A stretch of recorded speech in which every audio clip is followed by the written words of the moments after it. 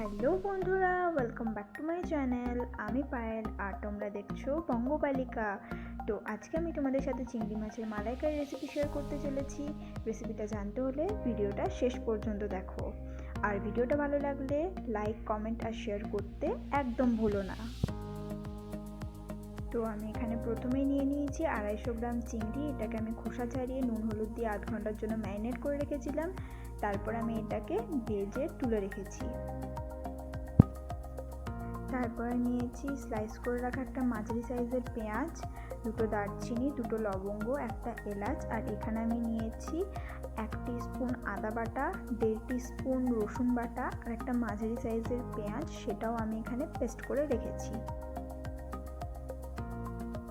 তারপর এখানে আমি মাছ ভেজে রাখা তেলটার মধ্যে গোটা গরম মশলাগুলো অ্যাড করে দিচ্ছি। তারপর এটাকে আমি ভালো করে একটু মিক্সড করে নেব।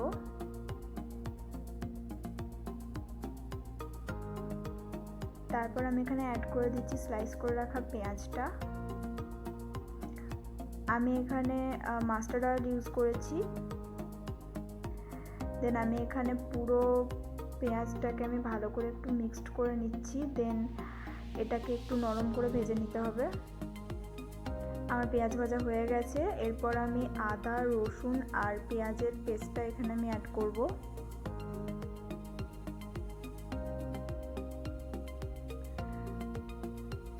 তারপর মশলাটা একটু মিশিয়ে নিতে হবে।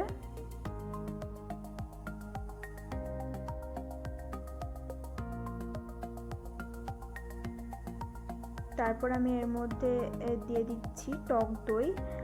আমি এখানে 1.5 টেবিল চামচ টক দই ইউজ করছি।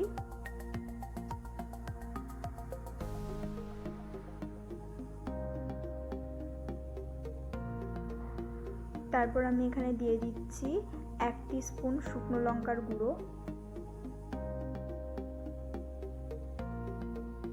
তারপর 1 টিস্পুন হলুদ গুঁড়ো দিয়ে দিচ্ছি। তারপরে আমি দিয়ে দিচ্ছি 1 টিস্পুন জিরে গুঁড়ো। তারপরে একটু মশলাটা ভেজে নেওয়ার পর আমি এখানে দিয়ে দিচ্ছি স্বাদ অনুযায়ী লবণ।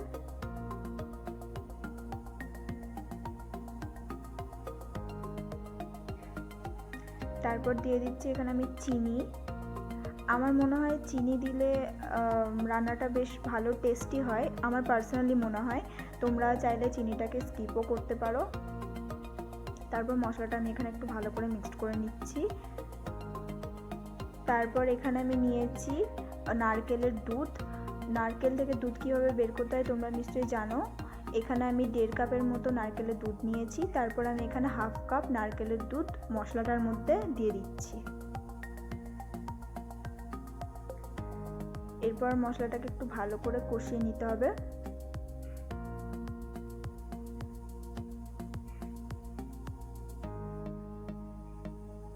দেখো মশলাটা খুব সুন্দরভাবে কষে গেছে।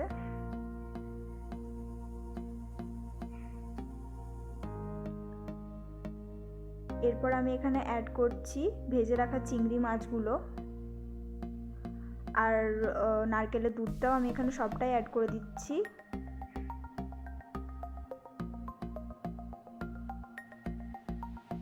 আর এখানে দিয়ে দিচ্ছি আমি 3টে চিড়ে রাখা কাঁচা লঙ্কা।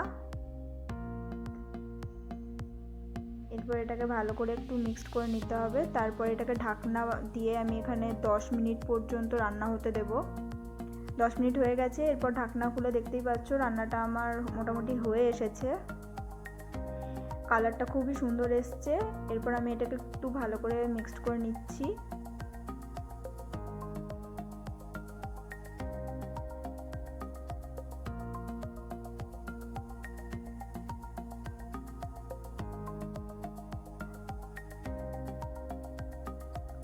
রংটা খুবই সুন্দর এসেছে।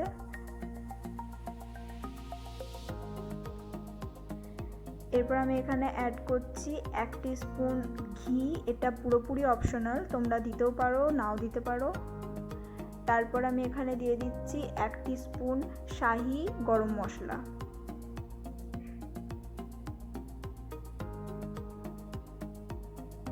এরপর আমি একটু ভালো করে মিক্সড করে নিচ্ছি এটাকে।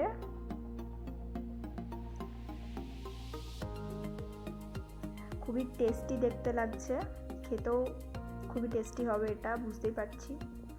তো রান্না এখানে আমার অলমোস্ট ডান। রেসিপিটা ভালো লাগলে চ্যানেলটাকে অবশ্যই সাবস্ক্রাইব করে দিও, পাশে থাকা বেল আইকনটা প্রেস করে অল করে দিও। তো দেখা হচ্ছে পরের ভিডিওতে, টাটা।